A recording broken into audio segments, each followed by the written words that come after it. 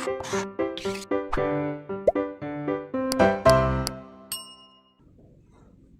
Students, welcome back to Blueprint Digital. आज की इस वीडियो से हम कक्षा 11 का अध्याय 22 रासायनिक समन्वय एवं एकीकरण स्टार्ट करने जा रहे हैं और इस वीडियो में हम इसकी इंट्रोडक्शन के बारे में पढ़ेंगे। वीडियो को स्टार्ट करने से पहले हमारे चैनल को सब्सक्राइब करें और बेल आइकन दबाना न भूलें, जिससे हमारे लेटेस्ट वीडियोस की नोटिफिकेशन आपको प्राप्त होती रहे। अब हम आज के टॉपिक पर आते हैं।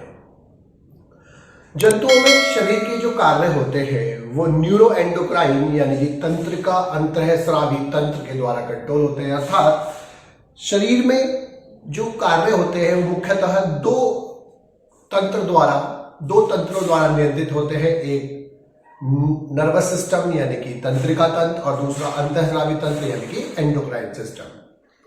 तो इस प्रकार के जो न्यूरो एंडोक्राइन यानी कि तंत्रिका अंतःस्रावी तंत्र द्वारा जो नियंत्रण होता है उसमें दो चीजें भाग लेती हैं, एक तंत्रिका तंत्र और एक अंतःस्रावी तंत्र। तंत्रिका तंतुओं द्वारा शरीर की जो सभी सेल्स का जो तंत्रिका यानी कि इनर्वेशन नहीं होता, अर्थात सभी जगह तक वो नहीं पहुंचती हैं। इसके कारण कोशिकीय क्रियाओं के लिए एक निरंतर नियमन के लिए एक विशेष प्रकार का समन्वय कोऑर्डिनेशन की आवश्यकता होती है, जिसे अंतःस्रावी तंत्र कहते हैं। और यह तंत्र हार्मोन द्वारा, केमिकल मैसेंजर्स द्वारा कार्य को नियंत्रित करता है, कंट्रोल करता है। यद्यपि जो तंत्रिका तंत्र एवं अंतःस्रावी तंत्र दोनों ही शरीर के कार्य को नियंत्रित करते हैं, लेकिन फिर भी इनमें अनेक अंतर पाए जाते हैं। जो तंत्रिका तंत्र है और जो अंतःस्रावी तंत्र है उनमें जो अंतर होते हैं, तो सबसे पहला जो अंतर है, तंत्रिका तंत्र में जो कंट्रोल होता है, नियंत्रण होता है, वो इलेक्ट्रिक यानी कि वैद्युत उद्दीपनों द्वारा होता है। लेकिन जो अंतःस्रावी तंत्र में जो कंट्रोल होता है, नियंत्रण होता है, वो रसायनों यानी कि हार्मोन द्वारा होता है। दूसरा, उद्दीपनों का जो संचरण होता है तंत्रिका तंत्र में वो तीव्र होता है। उद्दीपनों का संचरण यहां पर तीव्र होता है और यहां पर जो होता है वो धीमा होता है। इसके बाद यहां पर जो रेस्पॉन्स होता है वो भी तीव्र होता है, और यहां पर भी रेस्पॉन्स धीमा ही होता है। इसमें जो रेस्पॉन्स होता है वो लोकेलाइज्ड होता है, अर्थात एक निश्चित स्थान पर होता है, जबकि यहां पर वो वाइड स्प्रेड होता है, अर्थात वो काफी बड़े एरिया में, काफी बड़े क्षेत्र में रेस्पॉन्स होता है। उसका कार्य करने के लिए एक बड़े क्षेत्र में रेस्पॉन्स होता है। पांचवा, जो यहां पर रेस्पॉन्स होता है वो कम समय के लिए होता है। रेस्पॉन्स यहां पर कम समय के लिए होता है, जबकि जो एंडोक्राइन कंट्रोल है उसमें अधिक समय के लिए होता है।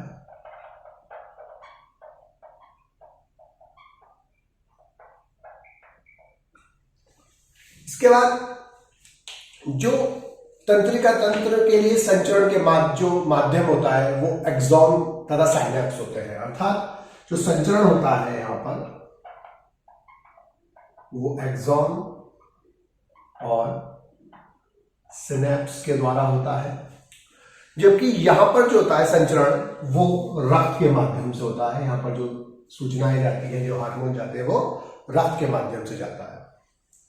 इसके बाद जो इस तंत्र के जो लक्ष्य अंग होते हैं वो पेशियां और ग्रंथियां होती हैं।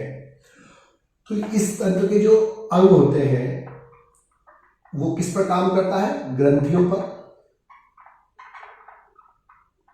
और पेशियों पर। पेशियों पर कार्य करता है, यहां पर शरीर की सभी सेल्स पर, शरीर की सभी सेल्स पर, सभी कोशिकाओं पर यह कार्य करता है। इसके बाद कुछ अंतःस्रावी जो ये तंत्र होता है, यह तंत्र कुछ अंतःस्रावी ग्रंथियों के कार्य को भी कंट्रोल करता है, नियंत्रित करता है। जबकि इस तंत्र की जो कंट्रोल होता है तंत्रिका तंत्र पर, वो बहुत कम होता है। इस तंत्र का नर्वस सिस्टम पर नियंत्रण बहुत कम होता है। इसके बाद इसमें जो संवेदी और इफेक्टर दोनों सिस्टम पाए जाते हैं, यानी कि इसमें संवेदी तंत्र भी होता है, इफेक्टर प्रभावी सिस्टम दोनों होते हैं। जबकि इस वाले में केवल इफेक्टर तंत्र होता है, सेंसरी सिस्टम अनुपस्थित होते हैं। तो सेंसरी वाले संवेदी इसमें अनुपस्थित होते हैं और ये उपस्थित होता है, पर इफेक्टर सिस्टम उपस्थित होता है। इसके बाद इस तंत्र के जो घटक होते हैं,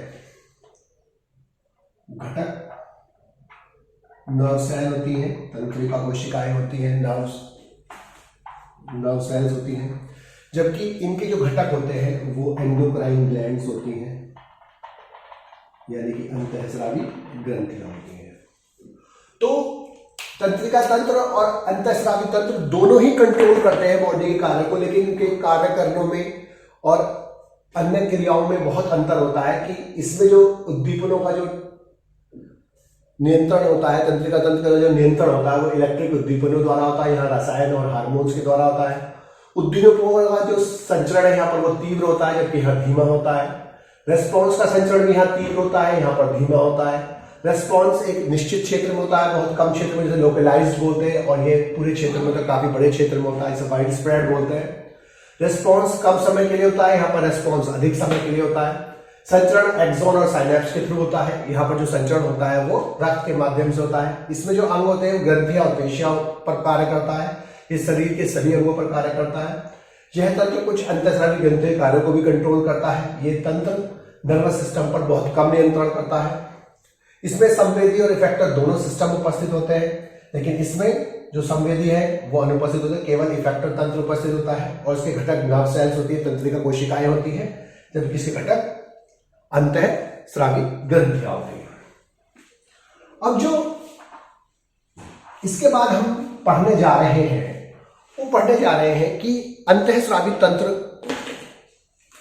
में जो सिस्टम होता है उसमें क्या चीज प्रेजेंट होती है, क्या उसके कार्य होते हैं। तो अंतःस्रावी तंत्र जो होता है, इस तंत्र में अंतःस्रावी ग्रंथियां यानी कि एंडोक्राइन ग्लैंड्स आती हैं, और एंडोक्राइन ग्लैंड्स का जो स्राव होता है, सिक्रीशन होता है, वो हार्मोन कहलाता है, जिन्हें केमिकल मैसेंजर भी कहते हैं। अंतःस्रावी तंत्र और उसकी क्रियाविधि का जो अध्ययन होता है वो अंतःस्रावी विज्ञान यानी कि एंडोक्राइनोलॉजी कहलाता है। और थॉमस एडिसन को अंतःस्रावी विज्ञान का जनक कहा जाता है, यानी कि फादर ऑफ एंडोक्राइनोलॉजी बोलते हैं।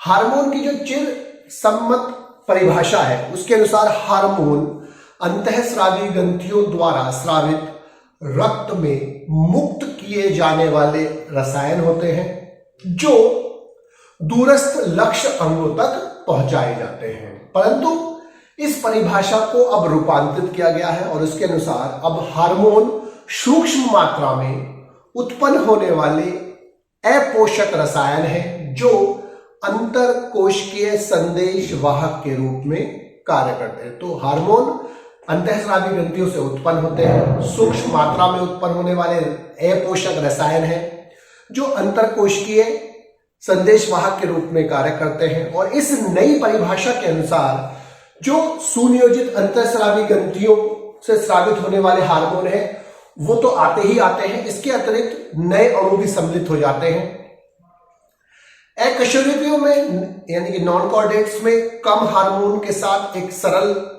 अंतःस्रावी तंत्र पाया जाता है, जबकि कशेरुकी जंतुओं में वर्टिब्रेट्स में अधिक हार्मोन्स के साथ एक जटिल अंतःस्रावी तंत्र पाया जाता है। अब हार्मोन्स के विशिष्ट लक्षण यानी कैरेक्टर्स जो है हार्मोन्स के, कि जो हार्मोन्स होते हैं वो रासायनिक रूप से प्रोटीन भी हो सकते हैं, पेप्टाइड भी हो सकते हैं, स्टेरॉइड्स भी हो सकते हैं और अमीनो अम्ल भी हो सकते हैं, ग्लाइकोप्रोटीन आदि के व्युत्पन्न हो सकते हैं। दूसरा, हार्मोन का जो अणुभार होता है वो बहुत कम होता है। ये जल में घुलनशील होते हैं, सॉल्युबल होते हैं वाटर में। चौथा, विसरणशील होने के कारण, डिफ्यूजेबल होने के कारण हार्मोन्स की केवल बहुत थोड़ी मात्रा ही उनकी क्रिया के लिए पर्याप्त होती है, अर्थात उनको किसी भी कार्य को कंट्रोल करने के लिए बहुत कम अमाउंट में, बहुत कम सूक्ष्म मात्रा में ही आवश्यक होते हैं वो। कुछ हार्मोन ऐसे होते हैं जो प्लाज्मा कला के आर पार जा सकते हैं।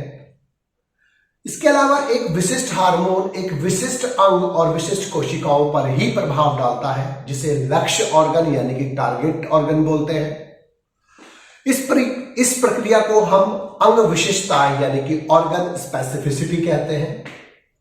सेवेंथ, यद्यपि जितने भी हार्मोन्स होते हैं ऊतक विशिष्टता दिखाते हैं, किंतु जाति विशिष्टता नहीं दर्शाते हैं, अर्थात एक जाति का हार्मोन किसी दूसरी जाति में भी वही प्रभाव दिखाता है जो उसी जाति में दिखा रहा होता है पहली जाति में।